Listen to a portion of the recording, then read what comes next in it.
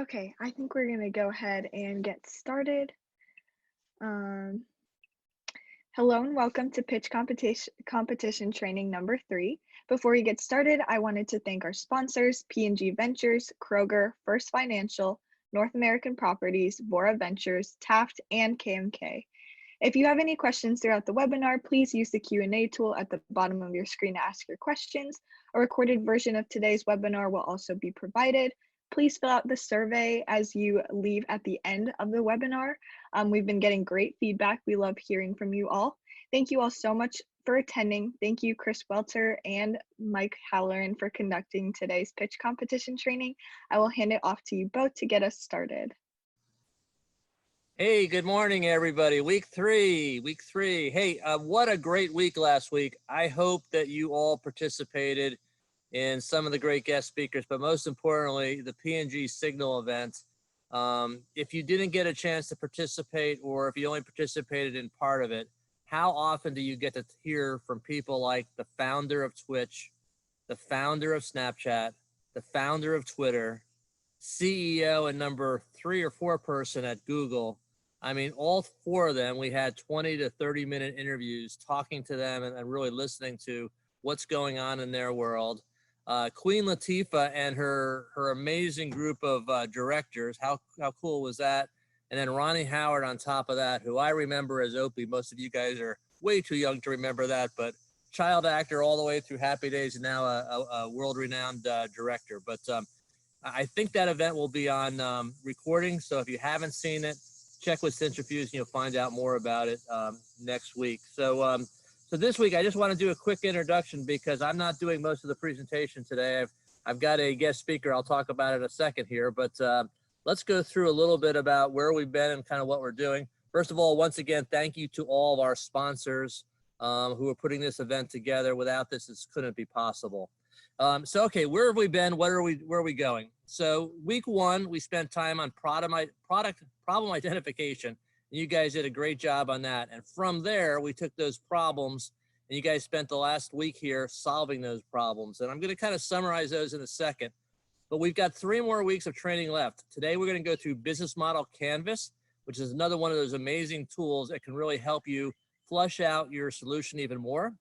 Next week, we'll talk about how you actually go build a pitch deck. And then on August 3rd, we'll have some tips on actually making your presentation as good as it possibly can. And then the big competition is on August 7th. So that's kind of what's coming up over the next several weeks here. So first of all, you guys just did an amazing job on solutions. So first of all, and remember I told you, like in week 1, some of the best times to develop solutions in new companies is when we go through troubled times. And if you flash back to 2008, 2009, when we went through the major recession we did, that's when companies like Airbnb and Uber and other companies were developed. And it's kind of happening right now as I looked at what you guys came up with. Half of your ideas were around COVID. About 25% of your ideas were around racial injustice.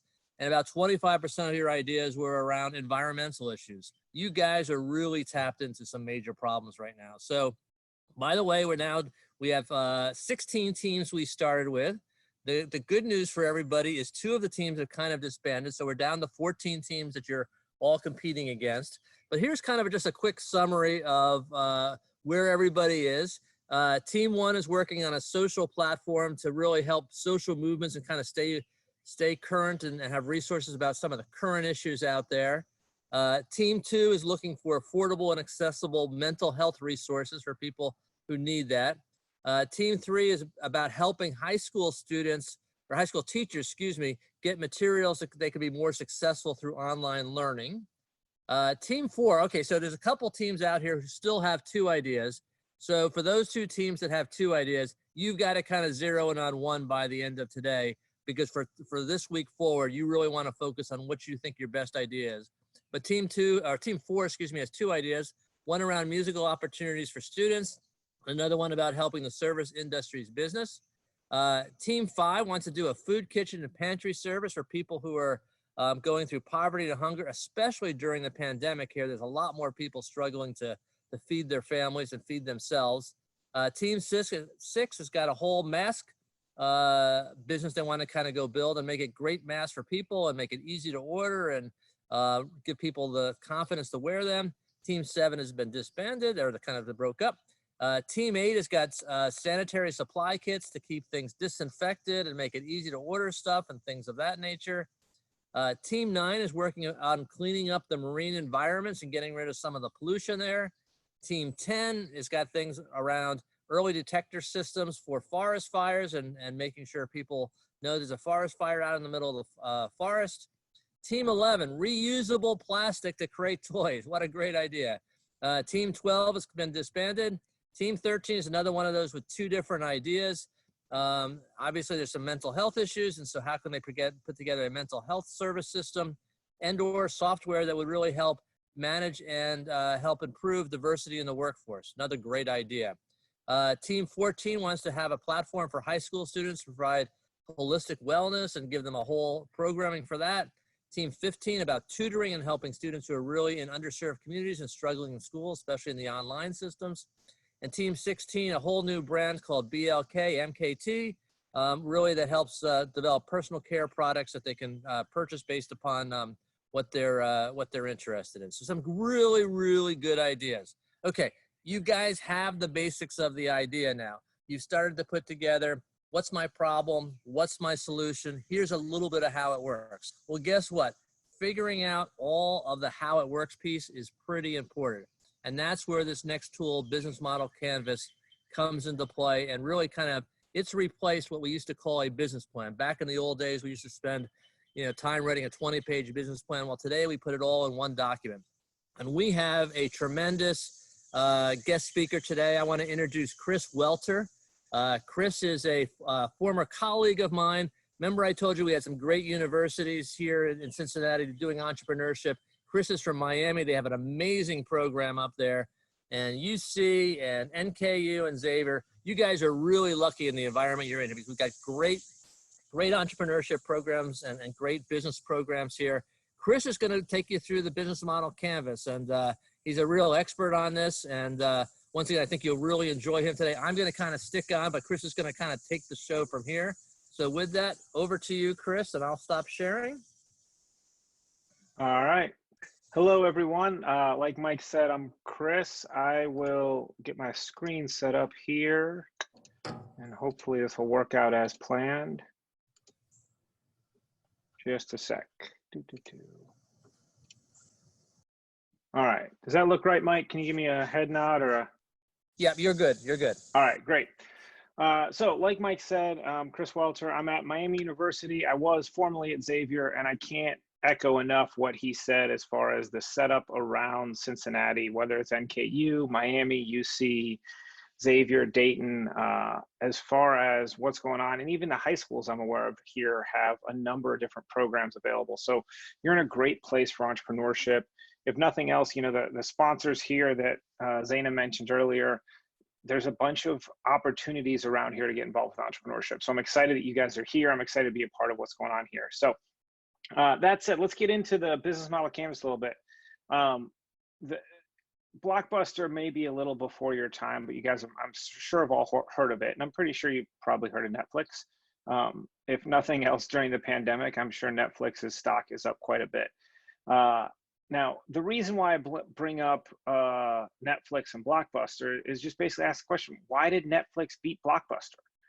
I chose this picture because there was a lot of other ones we could have used looking at market share, but when Netflix came along, Blockbuster was huge. There were Blockbusters on every corner.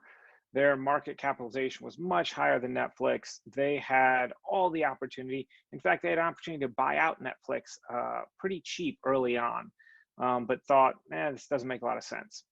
And so to think about, how does a company like Netflix, a small startup without a lot of people, without a lot of money, near bankruptcy at the beginning, how do they defeat a giant like Blockbuster? To me, that's fascinating. That's a lot of what I study in my research, is thinking about how do these smaller companies beat these larger companies? And the answer really is in the business model. It's in how they go about setting up their business. Netflix, you probably don't recognize that version of Netflix right there. Netflix originally was mailing out DVDs. I think you can still do that. I've got a friend who still does that. He's one of like 4 people who still gets DVDs by mail from Netflix. But when you look at these businesses and you think about Netflix overcoming Blockbuster when they're mailing out DVDs and Blockbuster is a store on every corner, ultimately the business model is what played out. And specifically the streaming business models that came along, Blockbuster just couldn't compete. And so when you're thinking about a startup, when you're thinking about a new business, you want to really pay attention to the business model. And the best way to do that is through the business model canvas. So one other thing as we get started, I've got the Q&A open. Any questions you've got, feel free to type into there and let me know what's going on with anything that doesn't quite land or doesn't quite make sense. I lost my chat window. Let me see if I can bring that up too. But let's stick with the Q&A for now. If anything comes up, if I say something that doesn't quite make sense, or you just want me to go more in depth, let me know through the Q&A and we'll dive in there. So the business model canvas comes from some research and some work by a couple of guys that have written these books. And these books are actually pretty easy to read, pretty well done. You've actually done some stuff already with the value proposition design book. But business model generation was the first one. We're going to focus more on the business model canvas that came out of that. And value proposition design is kind of the follow-up. So I'd read them in that order if you're looking at it, but they're worth having if you're at all interested in entrepreneurship. And they're not textbooks, they're not traditional business books. They're really well designed and really easy to read and reference. But what came out of that is what's called the business model canvas. And I think you all either got emailed to you or sent to you a link to a copy of this document. You can find it online pretty easily too. Business model canvas strategizer, as you see here down at the bottom, which I don't know if you can see my pointer, but hopefully you can. The strategizer here, that is the company formed by the guys who wrote that book. They have a lot of free resources on there. And if you buy either one of the books, you've got access to all their resources. But the idea behind the business model canvas, and this is what's important, is it's the idea that all these aspects are interrelated. You can see, and we'll talk about each of them in more detail in a moment, but these 9 boxes all describe how a business works. And so you want to think, first of all, whenever you think of a model is a simplified version of something. You know, we've heard the term model airplane, but I don't know anybody who's built a model airplane, but the idea is it's a smaller version of it. If you've ever seen, I think we see them in movies more than anything, but the architectural models where people mock up what a building might look like. It's not everything about the building, but it's enough to know what it is and what it isn't. The idea of a business model is the same thing. It's not going to be every detail. That's what business plans used to be. It's not going to be exactly how things are going to work out, but it's going to be a summary that someone can look at and in a quick moment know, this is what I'm talking about. For someone like Mike or myself or anyone really involved in entrepreneurship, you could take the name off a business model canvas and just put the description on here, and we'd be able to tell you what business it was because we know that's how the business works, how it makes money, and how it spends money. The important part about this, though, that you want to keep in mind is at the outset, as you're building a business, the business model canvas is all about hypotheses or guesses, whichever way you want to put it. We can make it sound smarter and call them hypotheses, but ultimately we're just making a guess at what the business is going to look like. And so we fill in these boxes with what we are guessing. And then as we test these things, we can know whether or not our guesses are accurate. And then we know the interrelationships that happen because of how things are true or not. So if I believe my customer segment is, homeless people, and then as I start talking to them and working with them, I realize that's not really the case. It's really that I want to support organizations that support homeless people. So I might be working with Goodwill, or I might be working with local food banks or things like that, and that might become my customer segments.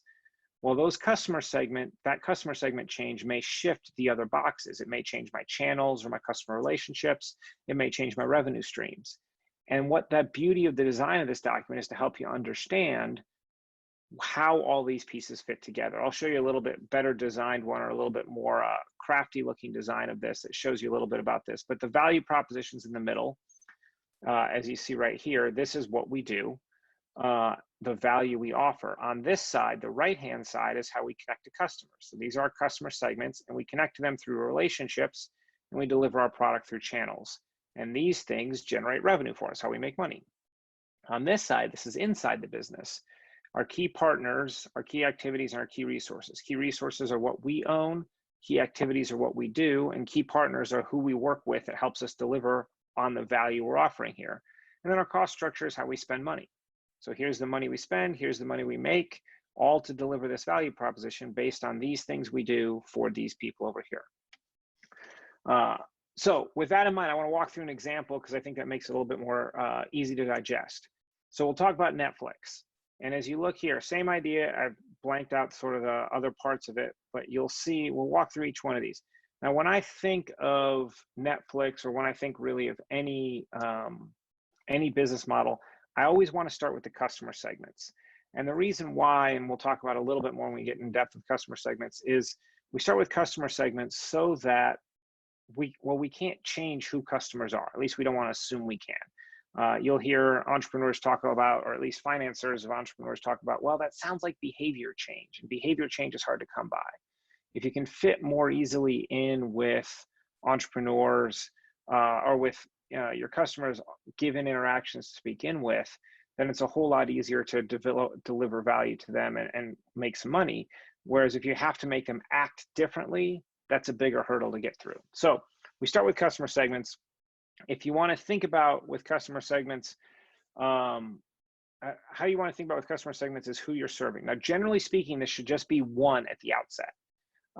And so when we think about Netflix, especially at the outset, but even now, we might say that Netflix is serving price-conscious entertainment consumers.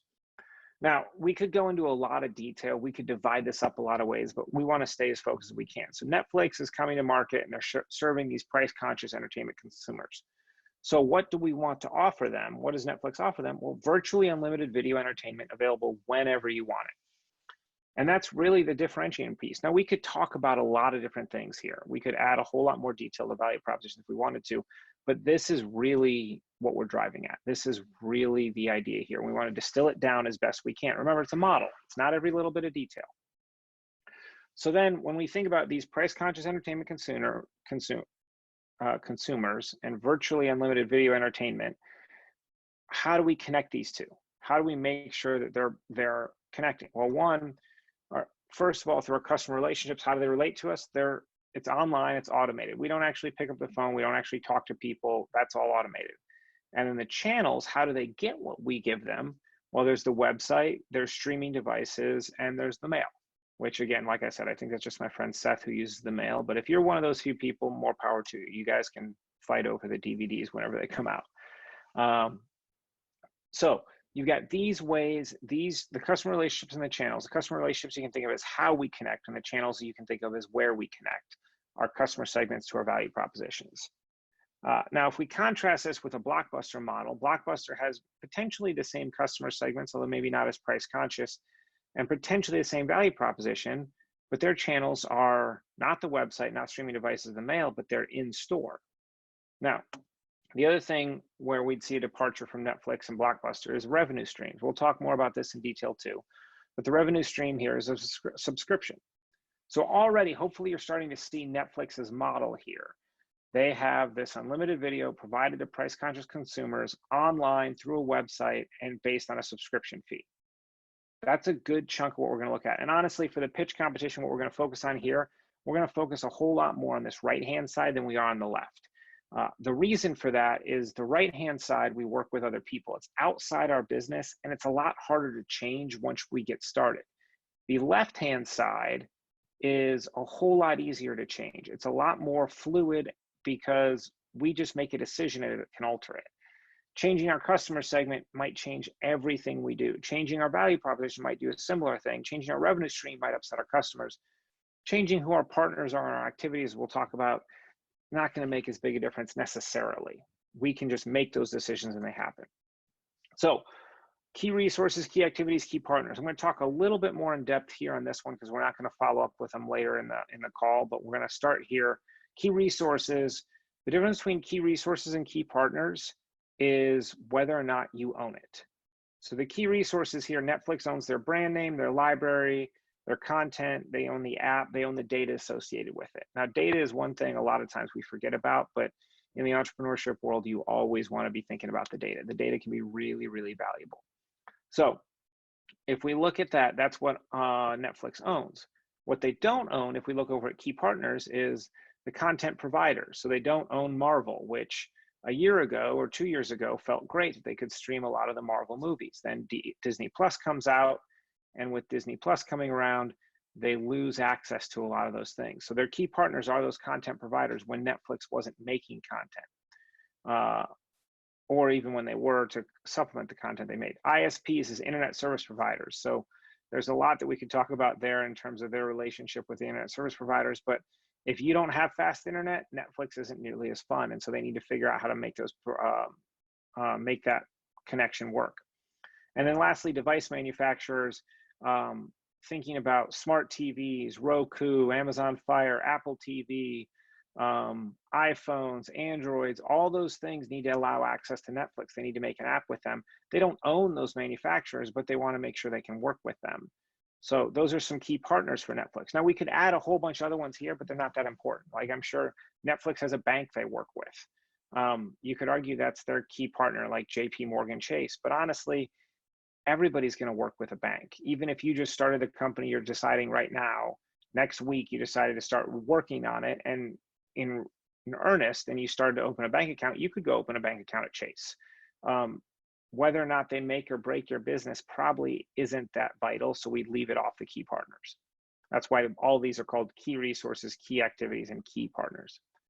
So that's between resources and partners. They're the stuff we have, whether we own it or we don't. Then key activities is how do we deliver on the value proposition we've said. So we have streaming, we create content, and contract negotiation. Those are the big important things we do. Because if we don't negotiate good contracts or can't negotiate contracts for licensing of that entertainment that we borrow from content creators or buy from content providers, then we're not going to be able to provide it. On top of that, if we can't create good shows and good movies, then we're not going to provide that on entertainment. And then lastly, if we can't provide a streaming experience, then people aren't going to want to purchase our value proposition either. So putting all this together, we can see what we do inside. But if we wanted to change who our content providers were, that doesn't necessarily impact the customer segments directly. It does indirectly. Obviously, all this impacts them indirectly. We can make a choice on who we work with. And we don't have to go ask for permission. We don't have to go make sure it's okay with customers necessarily. But it does all fit together. So lastly, cost structure. When we think about this, when you think about cost structure, you want to think about what are we spending money on more than other companies like us or differently than other companies like us. We're going to spend money on insurance. We're going to spend money on office space. But honestly, those aren't key to our business. Those aren't vital, and we're not spending more than anyone else is.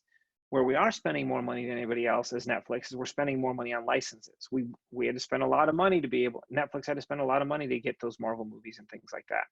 We have to spend a lot of money on IT and development and engineers because our streaming service needs to work out well. Early on, not a lot of companies could stream well. More companies have got up to par with it and have been able to do it better. But early on, Netflix was one of the few companies that could stream a video at any point that would make it seem like you could actually watch a live movie at high quality.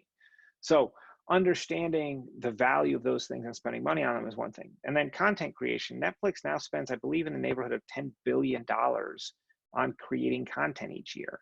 So that's just a lot of money that they're spending doing that, as opposed to perhaps a Hulu, which may spend a little bit less, or maybe some other streaming services like Vudu, which literally just licenses content and doesn't create any of their own. So Netflix is spending a lot of money there, so it's worth noting.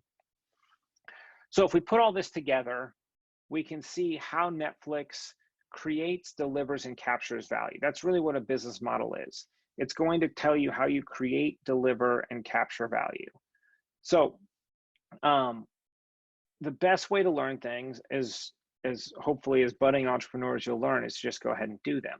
So what I want to do is I'm going to give you about 5 minutes here. Hopefully you've downloaded that file, or you can Google it real quick and say business model canvas and look at it and either make notes on it yourself or type it in however you want to do.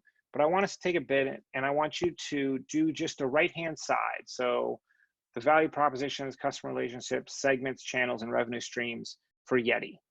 So what I want you to think about here is, filling in each of those boxes. And then when we come back, I'm going to give you, like I said, about 5 minutes. So just keep this on, keep the volume up.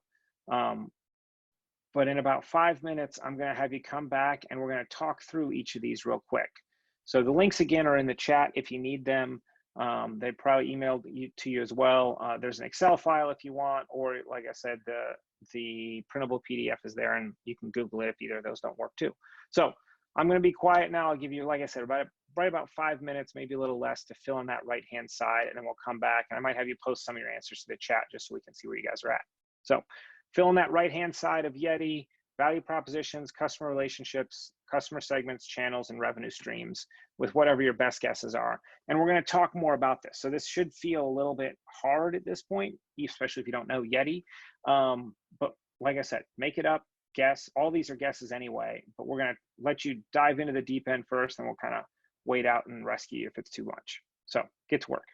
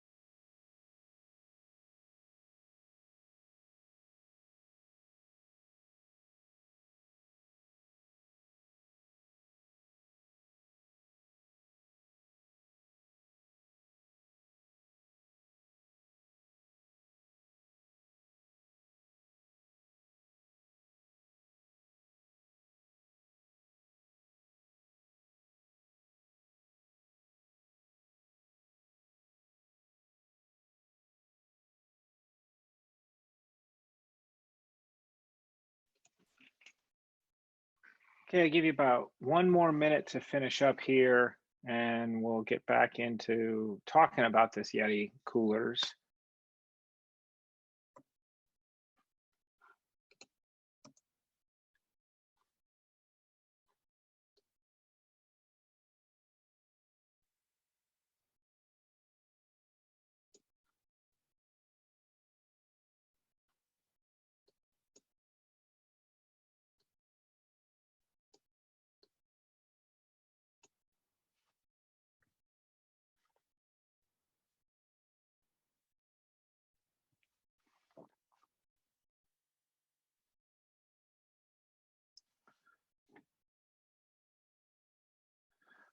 Okay, let's dive in a little bit. I'd love for you guys to use the chat here and kind of type in some things, and we'll talk through them together.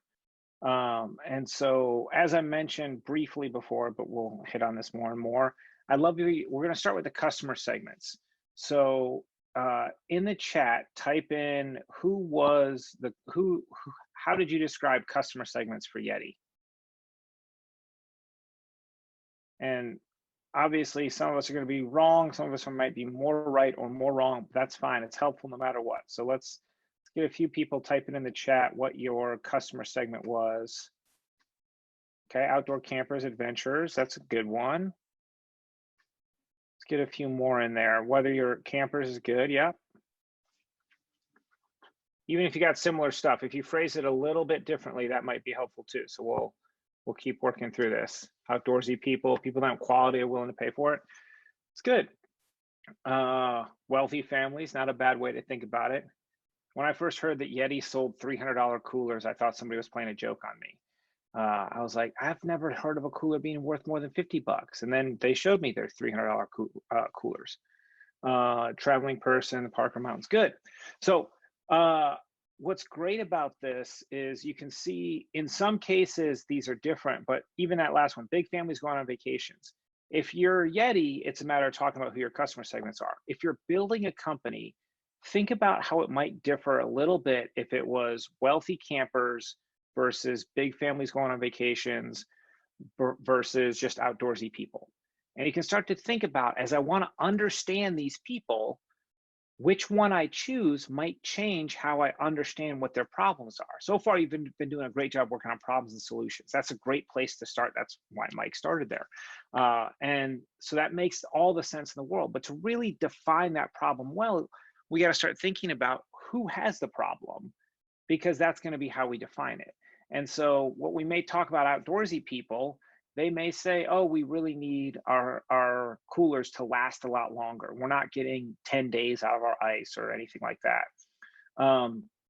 Or there might be big families going on vacations that are like, we need just a bigger cooler. Whether it lasts 10 hours or 10 days doesn't matter to us. We just need a bigger cooler. So that might change how we think about it.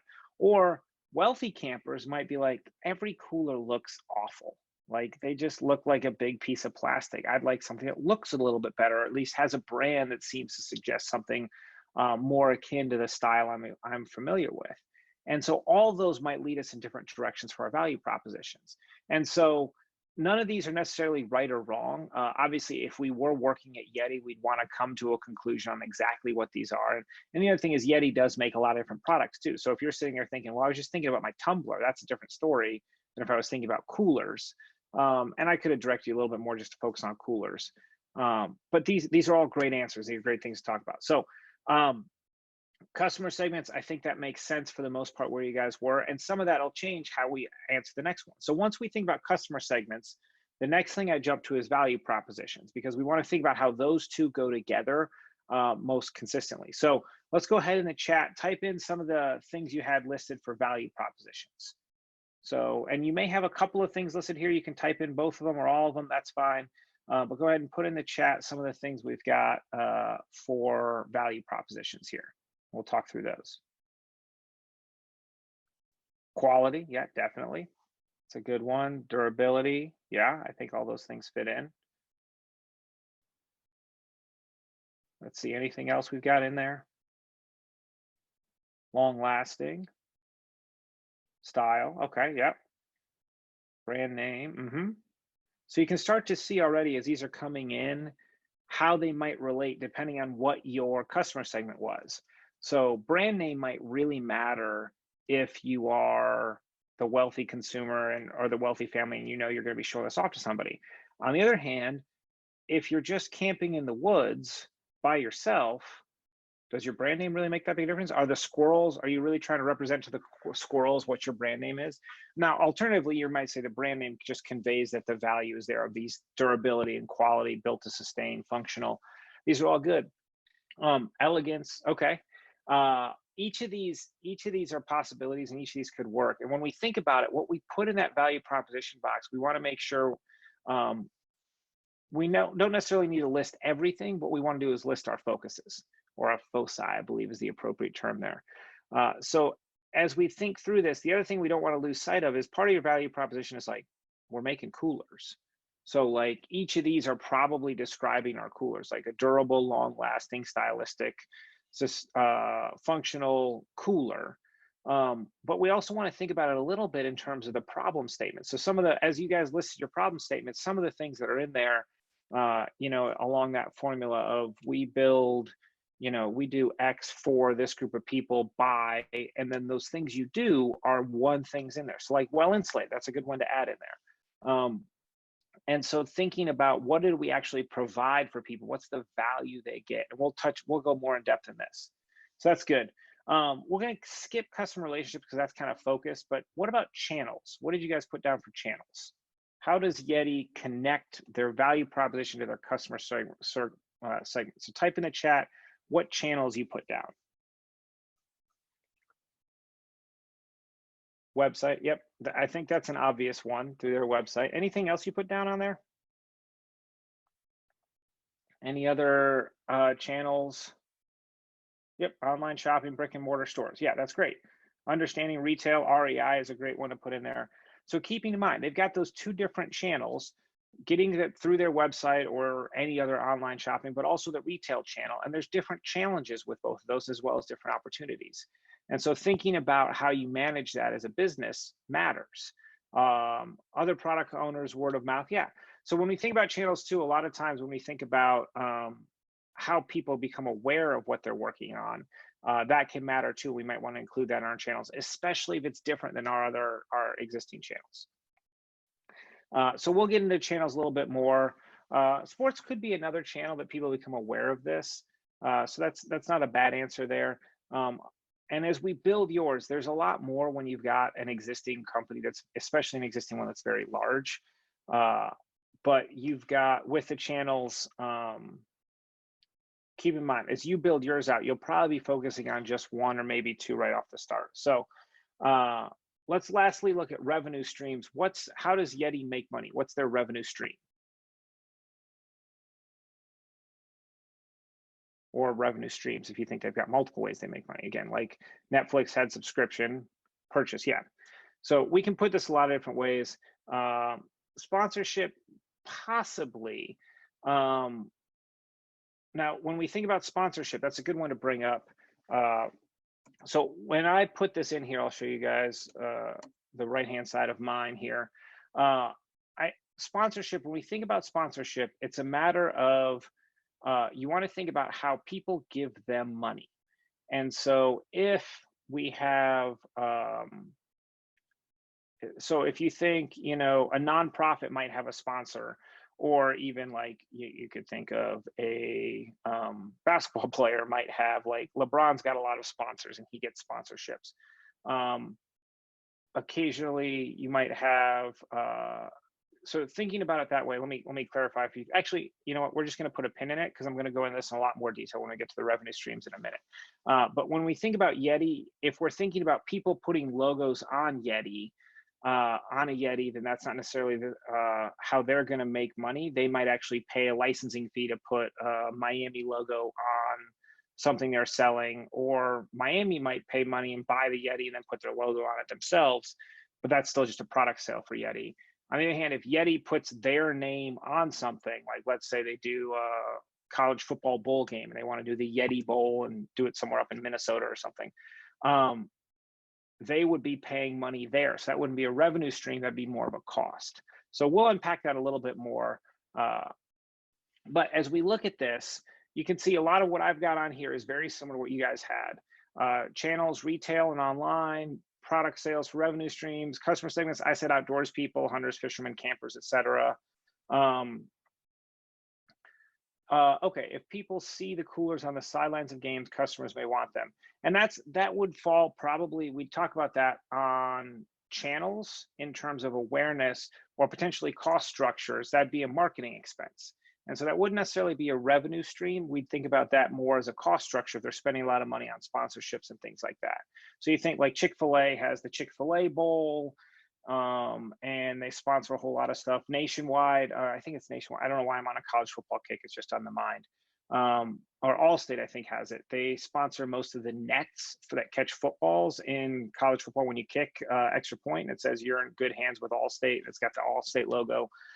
So if people see the coolers on the sidelines or Gatorade coolers or whatever, a lot of times that's an expense. That's not revenue they're making. And so Gatorade may say, all right, we'll give all your teams these Gatorade coolers on the sidelines, hoping that people will buy more Gatorade. So that would be an expense that would fall more under our cost structure than it would be a revenue stream typically. And I didn't have you do the left side. We're going to talk through it real quick. But whether in the chat or the Q&A, as we're talking through any of this, by all means, keep throwing in questions or keep throwing in stuff. I've got both of those open so I can see both of them. Usually I can see your faces and see if you're looking confused, but this is the Zoom world we're living in. So type something in, and if you've got a question and you want to put in the chat or the Q&A, either one, we'll make sure to address it. So we will have time at the end, but by all means, hit it as we're going through. So as we look at Yeti, key resources here is going to be their R&D, their ability to make these coolers that can keep things for so long. Their brand name is also going to be a key resource. You know, there's a lot of easy, I don't have mine Yeti knockoffs. I've got my Hydro Flask knockoff here, but you know, even of the tumblers, there's Arctic, there's Ozark Trail, I think is the Walmart version of Yetis. And so knowing that Yeti you can pay 3 times as much for a Yeti or 5 times as much as you might pay for the Walmart brand. So that brand name clearly conveys value. Their activities are probably going to be research and development as well as manufacturing. That'll probably be what goes in their key activities here. And then key partners, it might be those retail places. It might be the sidelines that they're putting their coolers on. It could be with REI. It could be specific people like, you know, I don't know Yeti well enough to know, like, do they have people like a Bear Grylls or somebody, or I don't know who else would be a brand name outdoors person. Maybe they sponsor specific like professional fishermen that have fishing shows or things like that. And so any of those could be in their key partners. You could put their retail partners in there, whether it is, you know, Dick's Sporting Goods, REI, Bass Pro Shops, anything like that.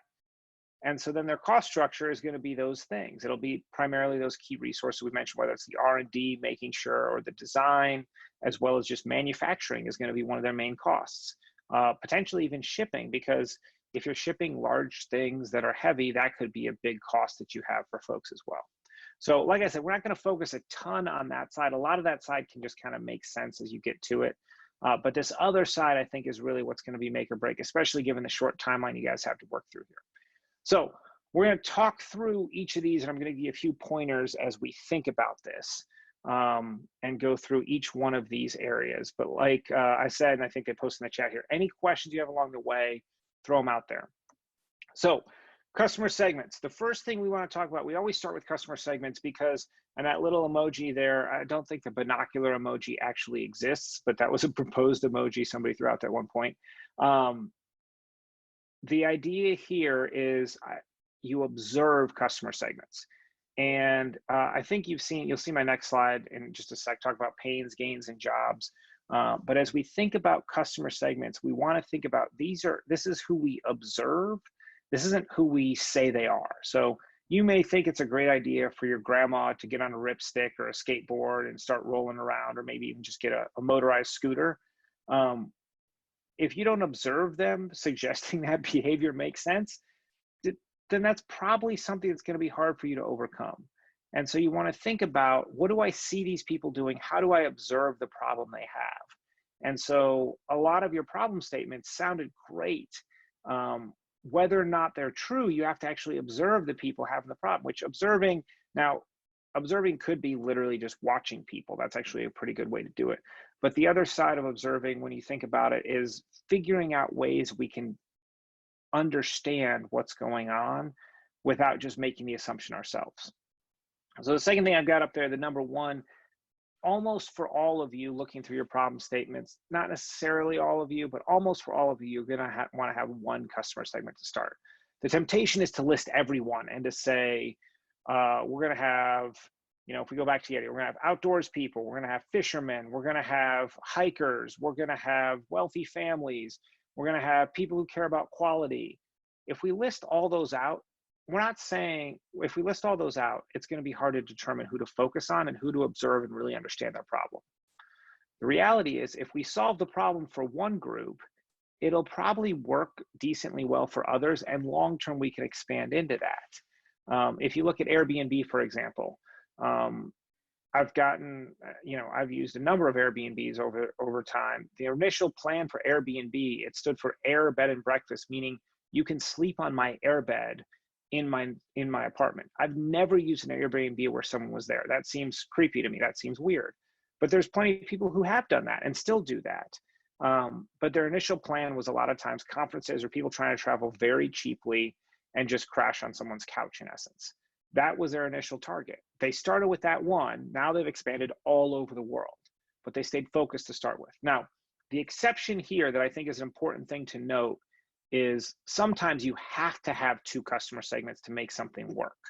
So Uber, for example, Uber needs drivers and they need riders. If they don't have those two customer segments, they can't make it work. Similarly speaking, a lot of advertising models, you need two customer segments. So if Facebook, which makes their money off of advertising, doesn't have people using Facebook, they won't have advertisers as another customer segment. And Facebook has to make use of the attention of that. That's part of the issues we've got with all the privacy issues and advertising and things like that. So Instagram needs you to use it and post pictures, but they also need advertisers to use it to make money. And so putting those things together, they need to have two customer segments they're satisfying, which also then means if you got two customer segments like that, you need two different value propositions. And I'll touch on that a little bit more when we get to value propositions.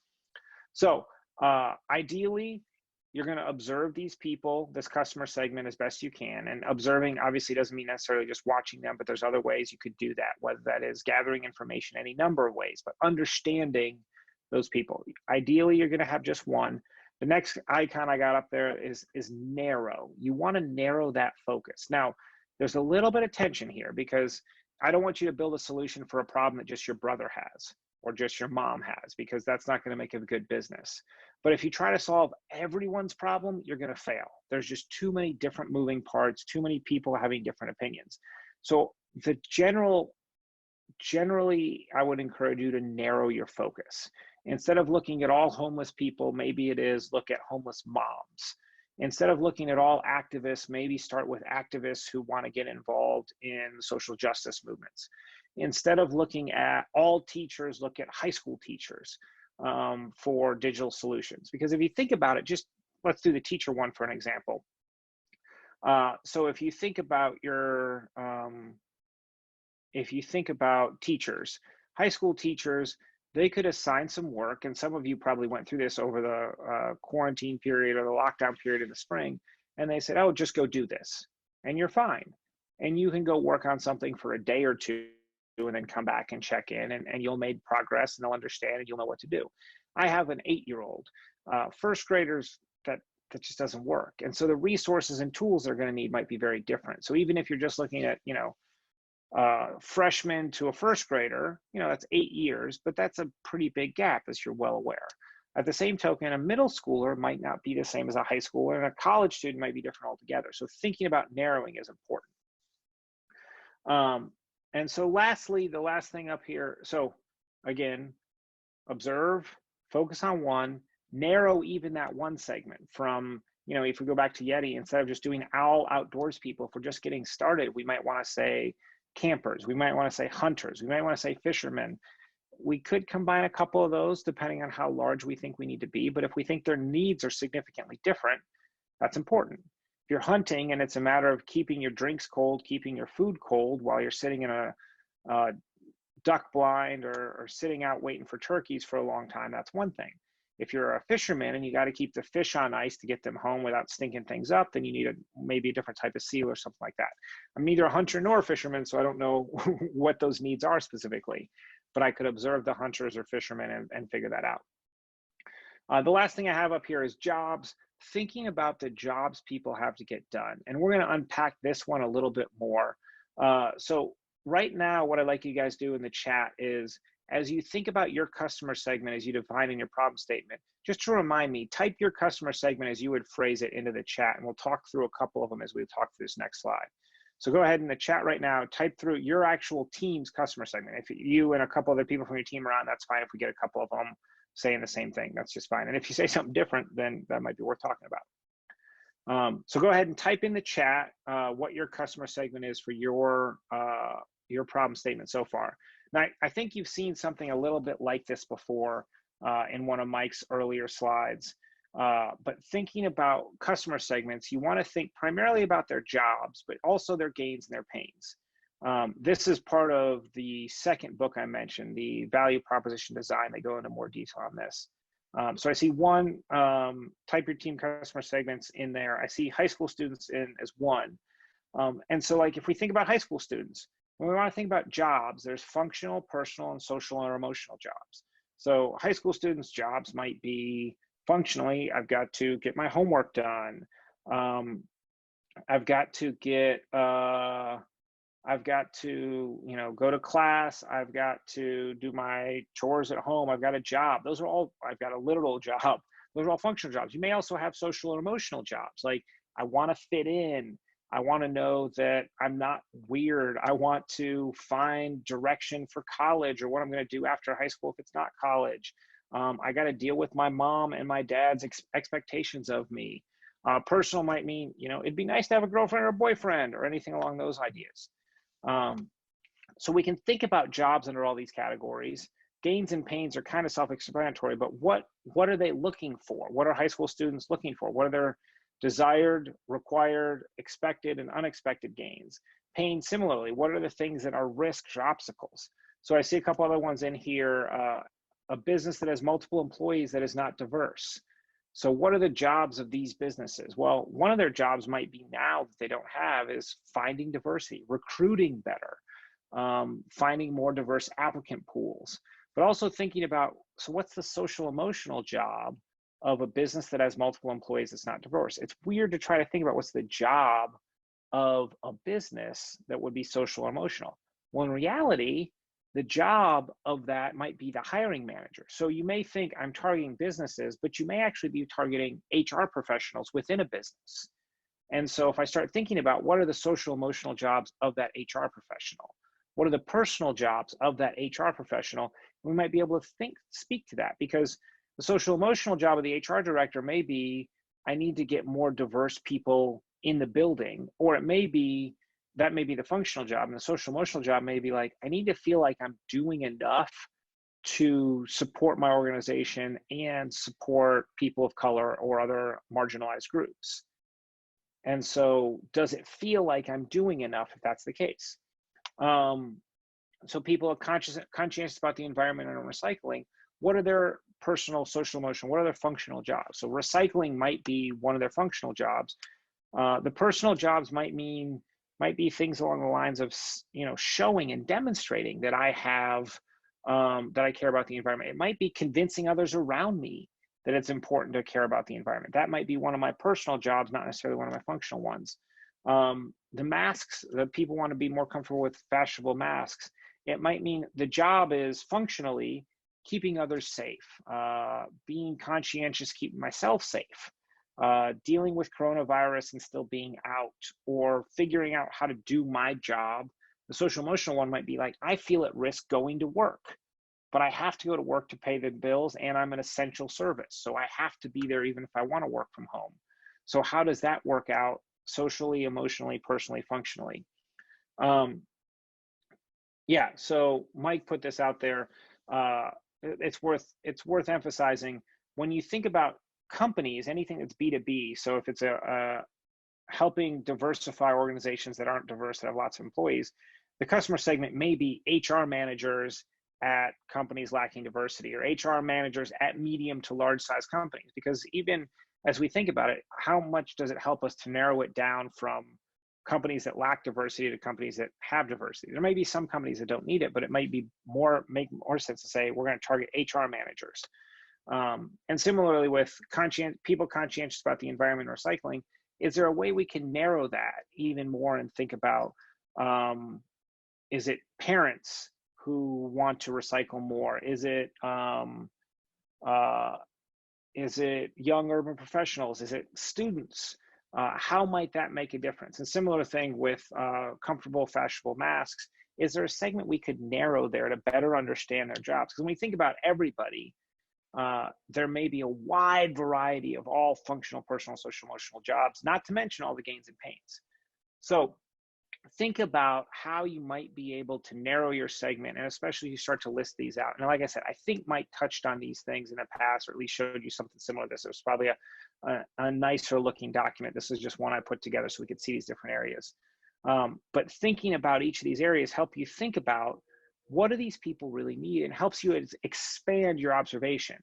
Because a lot of times a lot of the definitions you guys have there, whether it is people who are conscious about the environment, people who want this, we're defining people by the problem rather than defining people and seeing what their problem is. Let me repeat that one more time, because I think it's worth you understanding that. If you define your customer segment by the problem, then you have automatically, I said I was going to repeat it, and then I'm forgetting how I phrased it. You can't define people by the problem, because then your customer segment is just a repeat of your value proposition, and you don't know if there's a fit there. What you want to do is define a group of people you want to serve, and then figure out what their problem is. Otherwise, you're just stuck with this not really clear idea on how do I find these people. So make sure you're defining the people you want to serve, and then figuring out what their problem is, rather than saying, this is the problem, I'm going to serve anybody who has that problem. Help narrow it down a little bit. And that may be a little bit of a challenge given the way we've structured this. And this is what everybody goes through. But we want to keep those as separate but related concepts.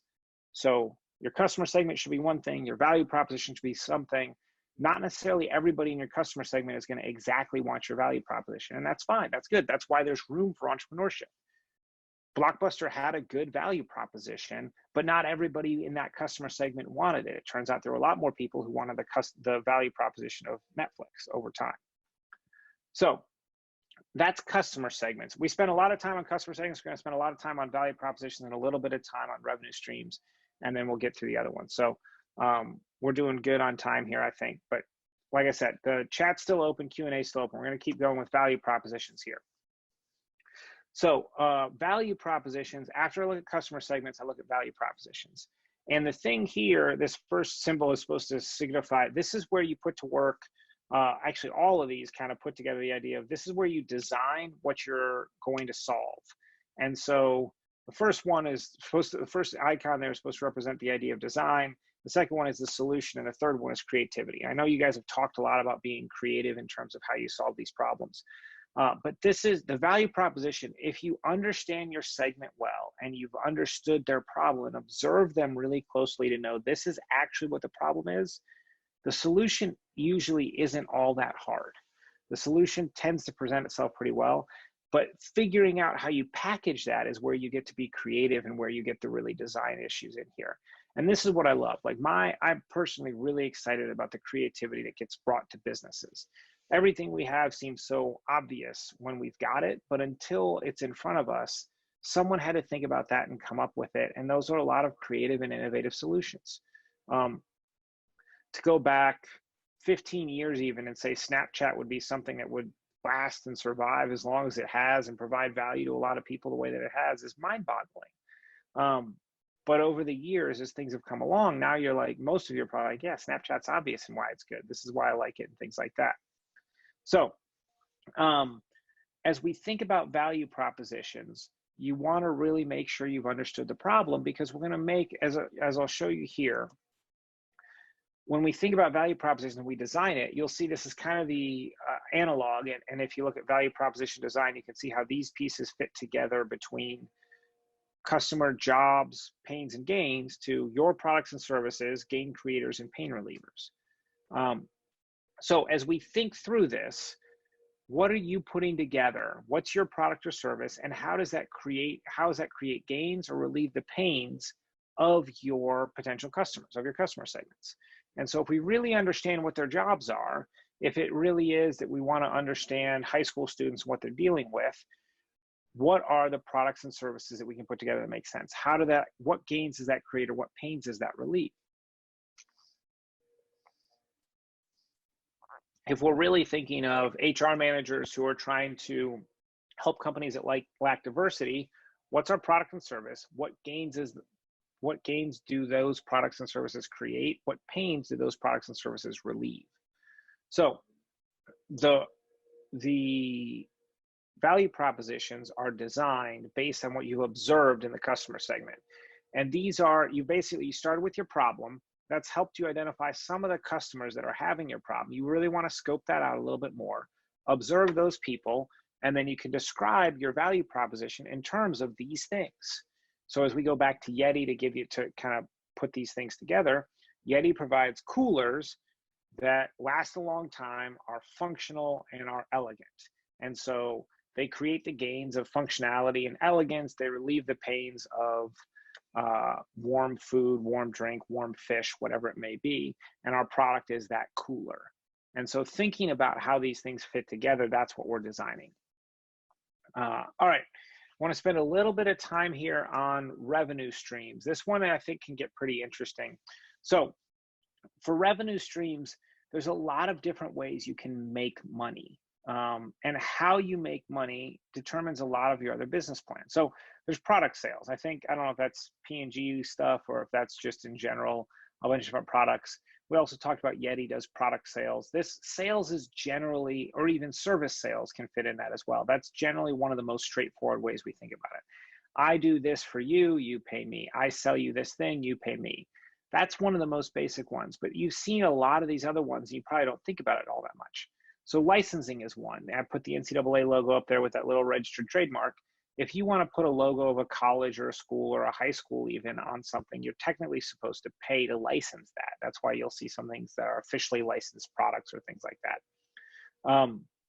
If you want to use someone's likeness now, you can license that as well. So thinking about different brand names that they want to put on something, you pay a licensing fee for that. Also, licensing could be licensing software. So right now I'm using PowerPoint to present this. I'm using Zoom to present this. I can pay for a license to use some of these products. Now, we could put some of these under subscription. At some point, there we're also just paying for the product itself. Code has changed a whole lot over time as we've done this. So some things might be licensed, some things might be subscription. Subscriptions, Netflix is the obvious one, but there's lots of things we subscribe to. It used to be we talked about magazines, although I don't know who subscribes to magazines much anymore. But you may subscribe. Software as a service a lot of times requires you to have a subscription. So Spotify could also be another subscription that we have, or things like that. Any number of streaming services, all these function on subscriptions, basically built off newspaper models and magazine models, things like that, that you would pay over time to keep your subscription going. Usage fees, I have the cell phone there to think about how much data you use in a month. Now, if you're on an unlimited plan, then that's probably more of strictly a subscription. But if you've got a usage fee that you've got, how much you use of something, then that's a usage fee, which is a little different than a subscription. So a lot of times cell phone plans will have both components. Now, if you're unlimited, then it's simply a subscription. But if you've got X amount of data a month you can use, that's a usage fee. You pay for how much of the product or service that you use. Another thing it might look like with this is car leases. You guys may not be familiar with that, but you might have a limited number of miles you can use, and the more miles you use, the more you pay for. So it's all these usage fees, just the idea of how much you use, you pay for whatever you use, and then whatever's left is fine. Advertising models, these are all over the place. We don't think about them as much with Facebook and Google. We have recently, but the idea is they gather eyes. They have one consumer group that they gather eyes for, and then they sell to their advertisers. So Initially, these were TV networks. You can still now, if you buy an antenna connected to your own TV, you can watch networks like NBC or ABC. Those are free for you to watch, but there's still a lot of expense going on in that. That's what commercials are. So what those companies do is they gather a bunch of people, a bunch of eyeballs, or ear holes, whichever way you want to think about it, because it works in radio as well. And then they go to advertisers and say, would you like to present these people with an advertisement? You pay for those eyeballs that we've gathered. The same thing is true on Facebook, on Instagram, on Google. They bring a group of people together and then they turn around to advertisers and say, if you want to talk to these people, you pay us money.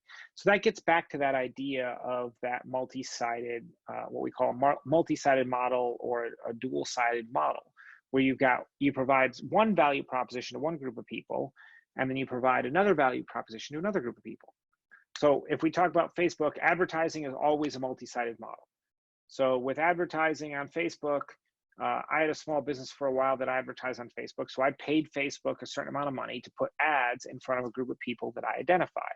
Facebook, on the other hand, creates a sharing platform that lets you share thoughts, information, plan things, pictures, links, all that stuff, so that you would use it or your mom would use it, if you want to think of it that way. And once you share those things and share your data, then I can pick out the data I want and put advertisements to you. Same thing with Instagram, if that feels more familiar. And so Facebook and Instagram have one model where they say, we'll provide you this platform for sharing and connecting. And in exchange, all you have to do is provide us your data that you're about the sharing and connecting you do, whether you're realizing that's what you're providing them or not. Then to advertisers, they say, we'll provide you information about these people so you can pick who you're advertising to. And in so doing, you provide value to the advertisers that may be different than the value you provide to the users. Lastly, lending or renting. Car rental is an obvious one, Airbnb, hotels, things like that. If you want to go kayaking, you go rent a kayak, that kind of thing. There's all sorts of different lending and renting models as well here. Now, the other thing with these models, some of them, it might be hard to draw the difference, like what's the difference between a cell phone that's a subscription versus a cell phone that's a usage fee? I'm not that concerned with you being able to split those hairs. It doesn't make that big a difference. Advertising versus product sales are pretty clear on which one you're differentiating from. But you could combine a lot of these models too. So Hulu, for example, has a subscription, but they also have advertising. YouTube has advertising, but you can pay for an upgraded subscription that would get rid of the advertising. Spotify Premium the same way. And describing the difference sometimes between usage fees and lending and renting is not the end of the world. But what's important here is thinking about how you might change this model and how that changes what it looks like. So, excuse me, if we think back to Blockbuster and Netflix, Blockbuster had a lending or renting model. So you went in, you paid, you took the DVD or video, back when we had videotapes. You take those home, you use it, then you bring it back and you pay for that amount of rental. Netflix was like, we're going to get rid of that model. We're going to just do subscriptions. And so it changed a lot of how they had to process things. It changed a lot of their expenses and what they were willing to spend money on. So what I want to do now, we're going to take another quick break. And as we take this last quick break, I want to give you about, we'll probably give you like 3 to 4 minutes. What I want you to do is think about Yeti. We said their initial revenue stream was product sales. And I'll go back and I'll leave this slide up when I'm done so you can see these different revenue streams. But I want you to take Yeti and think for a couple of minutes, if you change the revenue stream from Yeti, from product sales to something else, what would that business look like? And I want you ultimately to describe that new business in one sentence. So, you know, if I went from Blockbuster, which was rental, and I want to describe Netflix's new revenue stream in a new sentence, I'd say a subscription-based movie rental service where you could pay a certain amount and rent as many movies as you want in a month or something like that. So the reason why I want you to do that is once you've thought of a new revenue stream, write that down or type it in someplace. And then after we're done with this, I don't want you to send in the chat just yet, but I'll have you put in, actually, can they see the chat, Zaina, do you know, or does the chat just come to us? If the chat just comes to us, I'll have you do it. if you change, there's like a little arrow where it says all panelists. So if they click on that and change it to all panelists and attendees in the chat Okay, next to the word two, then gotcha. everyone Okay. can see it. All right, well, let's keep it on all panelists. I think most of you guys have sent it to all panelists. Let's keep it on all panelists now. That way I'll just see it. So you can literally just type it in the chat as you're thinking about it. I'll give you a couple minutes here if you haven't been thinking already. Describe at least one new revenue stream for Yeti. If not, try 2 or 3. And typing into the chat, just make sure you're sending to all panelists as opposed to attendees so no one else will see it and you won't like mess with anybody else's head. But so send it to all panelists. That way just I'll see it and Zane and Mike will too. Come up with a new revenue stream for Yeti and give me just a 1-sentence description of that business. Try to do that 2 or 3 different revenue streams. And I'll put this revenue streams up and then I'll be quiet for a couple minutes to let you think. And if you got questions, you can put those in the chat and I'll respond to those. But I'll give you a couple minutes to do this. So change Yeti's revenue stream and create a new business based on one of these revenue streams instead.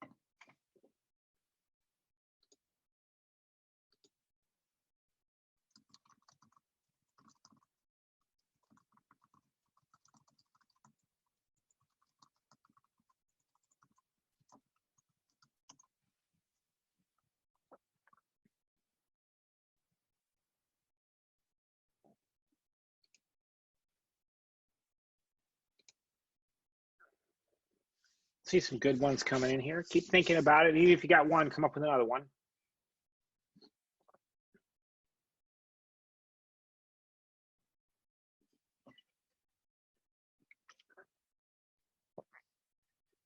Give you another minute or two.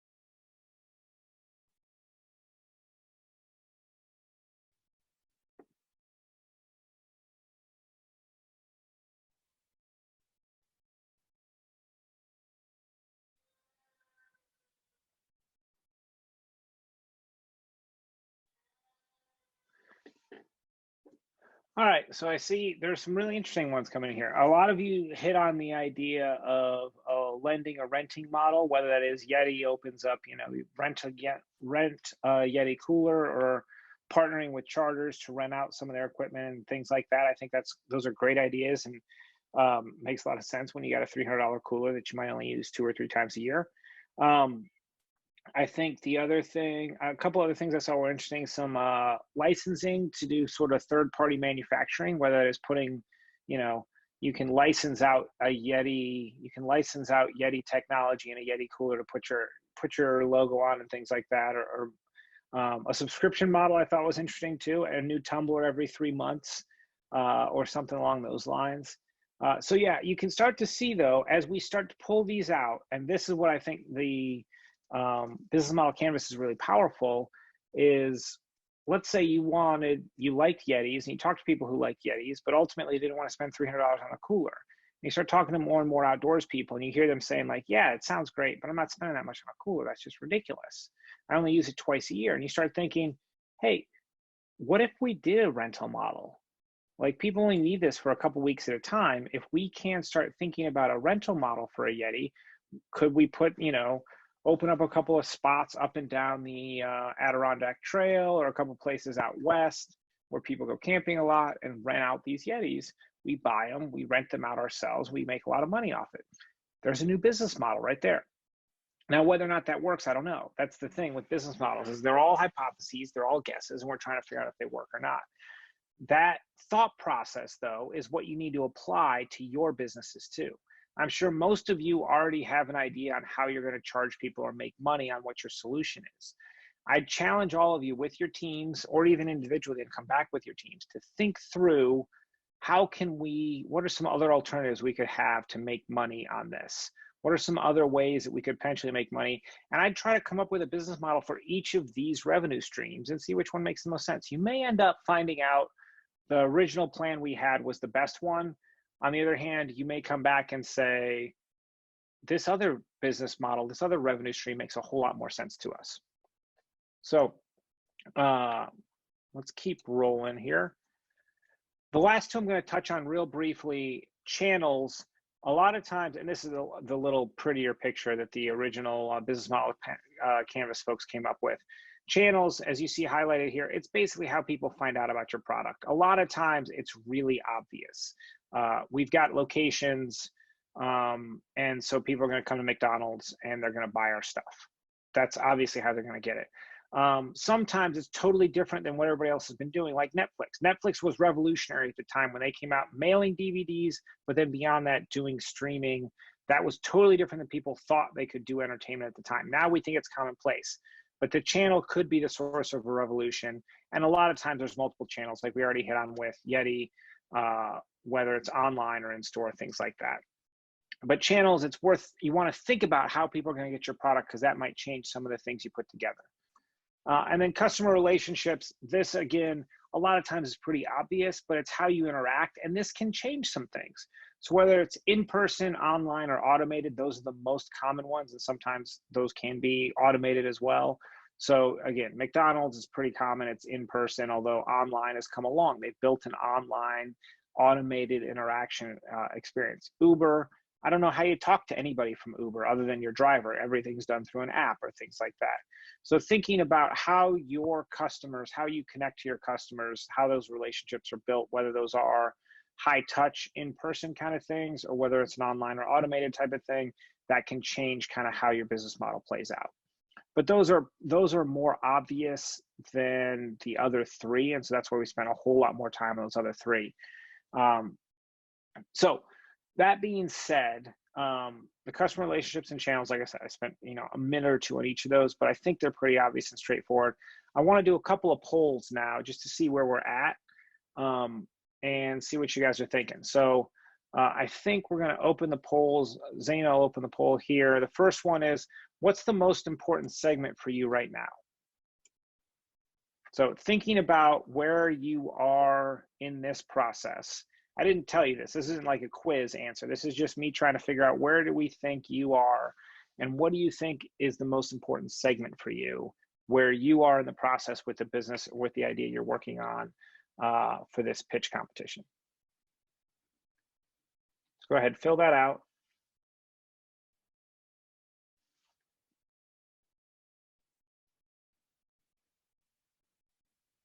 And Zaina, will we be able to show them their answers to this? Will that pop up too? I'm gonna end the poll and then share results now. All right, so awesome. You should be able to see that. So hopefully you guys can see that. It looks like customer relationships, customer segments, revenue streams. Yeah, so customer relationships, having good customer relationships is important, but that's not the important segment for you. The focus here you want to have more than anything is customer segments. And revenue streams make some sense. Value proposition, you could argue for a little bit. Channels and customer relationships are probably not the most important. So let me make a case here for you. Customer segments is the most important for you right now, because that's where you need to gain the understanding. As you move forward, that shifts from customer segments to value propositions, and then revenue streams and channels might be important. But the customer segments, the reason why that's so vital right now is the better understanding you have of those customer segments, the easier the rest of the process is going to be. If you just have guesses of who your customer segments are and it's kind of vague and not really well defined, you're going to struggle a lot. After you've got a clear idea of those customer segments, the value proposition, the revenue streams comes along pretty well. Customer relationships, I'm guessing a lot of you, or a handful of you, put that basically thinking it's important to have good customer relationships, which is good, but from a business model canvas perspective, you don't need to focus on that right in the moment. That'll come later and will be pretty obvious. That'll come pretty easily. So let's go ahead and do the next poll. I'll go up here, I'll show it to you, and Zaina will pop it up for you. Oh, there's poll 2. Got too many screens going here. There we go. So if we want to learn about these customer segments, what's the best way to learn about them? If we're going to focus on these customer segments, what's the best way we could? Is it gathering secondary research, whether that's research other people have done that's available in libraries, online, conducting a survey online, or passing out however you want, studying competing products, talking to them, or just start selling and see what happens? Go ahead, hit that poll and let me know what you think.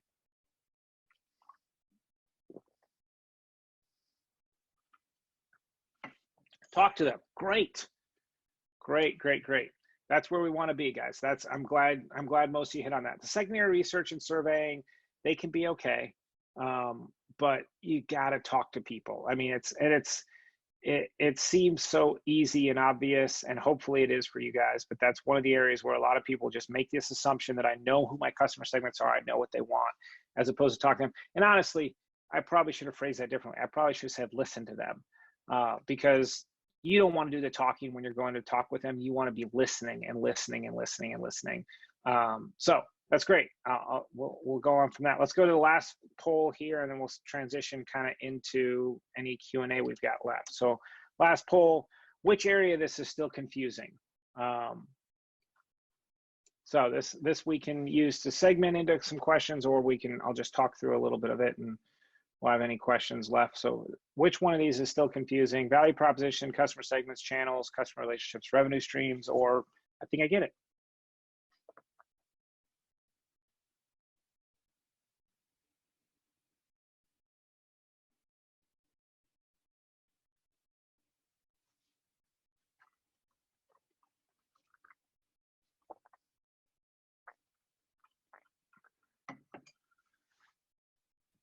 Get your votes in now.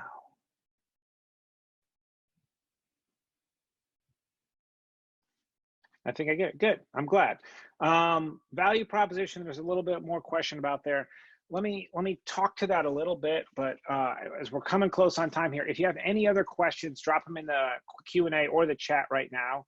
And I'll talk briefly on value proposition, hopefully clear up a few of those questions. But if you got specific things on that, please give me a little more direction.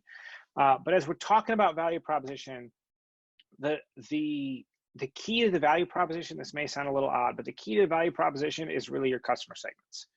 If you understand what their problem is, finding the solution, which is really the value proposition, that really makes sense. So if we come back here, this was the slide I had for value propositions. It's about designing a solution using creativity, but you really want to think about your products and services and how they create gains or relieve pains for people. So if we think about Yeti, if my problem is my fish are all spoiled by the time I come in from a day of fishing because they're not cool enough and they don't stay cold despite having a whole bunch of ice, then a value proposition is keeping things very cold for a very long period of time. That's what I'm looking for. That's like the definition of my problem. And so can Yeti then design a cooler that does those things?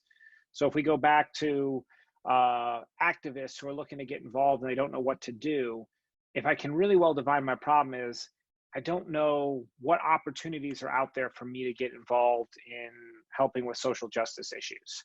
Well, then does my product and service create the gain of knowing what opportunities there are and connecting to those things?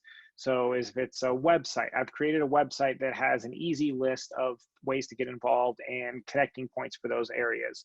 Or I created an online quiz or an app that people can use to say what they're interested in. And then I narrow down the field of all the things they can get involved into just something really specific and help them out there. So the value proposition, what you really want to do, and a couple of last minute tips, is thinking, do I know my customer segment's problem well enough that I can define a solution that creates the gains they need and relieves the pains they have? And can I put together the right bundle of products and services that solves those things the best way I know how. So hopefully that was helpful a little bit. If you got more questions on value proposition, you can reach out to me. I'll leave you with one last thought on the business model canvas. Is business model canvas should be simple, it should be testable, it should be iterative, and it should be connected so that things change. So simple, don't overthink it, don't fill up every little section of that box, just put what you need there. Testable, can I make sure that this is true? Can I figure out a way to make it true? Iterative, when you're wrong on those tests, you change it, you update. And connected, those changes filter throughout the whole thing. And K, because stick without the K seemed weird, it should be keeping you moving. So yeah, hopefully a little acronym might keep you in mind and how you build out these canvases. But that's what I've got for you, unless you've got other questions. I'll leave it open for this or for Mike and Zaina to jump in and share anything else. No, it looks like we got all the questions answered. Nothing came up. So Chris, great job. Thank you so much. So everybody, your assignment this week is I want you to build a business model canvas for you, where you are right now. We normally teach this in about 2 or 3 weeks, as opposed to try to, do it in 1 hour and then give you 1 week to do it. So I know this is a lot. The other piece too is if you YouTube business model canvas, you will see a number of short videos and examples that also might help you further. But I want you to get a business model canvas together for next Sunday to Zan.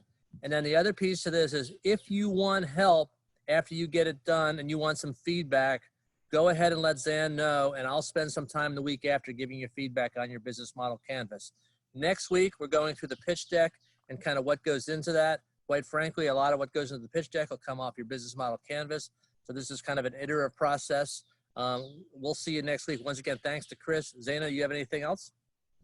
Yeah, I'll close this out here. If you guys come up with any questions, I can share Mike's and Chris's email in the email I send out today with all the materials and the slides. But thank you everyone for taking the time to join us today. Thank you so much, Mike Halloran and Chris Welter, for another great and informational pitch competition training session. The recorded version of this session will be available later today. Students, we would love to hear your feedback. Please fill out the quick survey that pops up once you leave the meeting. It takes less than a minute and your feedback is really valuable to us. Join us for the next pitch competition training next Monday at 10 a.m.